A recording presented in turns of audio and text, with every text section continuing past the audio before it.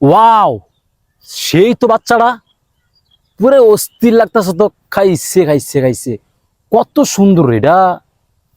তো আমরা অনেকে আছি যে আমাদের সন্তানকে নিয়ে যখন বাইর হই, তখন পাশে থেকে অনেক মানুষ আছে মনে মনে ঠিক এই চিন্তাগুলাই করে। অনেকে বলে যে কত সুন্দর, ওয়াও, নাইস, আর অনেক কিছু, কিন্তু একবার মাশা আল্লাহ বলে না। তো এটা কিন্তু এক ধরনের বদনজর। আসলে বদনজর এত ভয়ঙ্কর যা আপনাকে কবর পর্যন্ত নিয়ে যেতে পারে।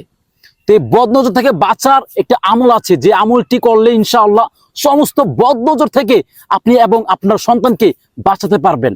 তা আপনাদের কাছে অনুরোধ করব, প্লিজ ভিডিওটা প্রচুর শেয়ার করে দেবেন, কারণ আপনার একটা শেয়ারের জন্য হাজার মানুষ এই ভিডিওটা দেখবে এবং এই আমলগুলো শিখতে পারবে। আপনিও অগণিত অসংখ্য নেকির অংশীদার হবেন ইনশাআল্লাহ।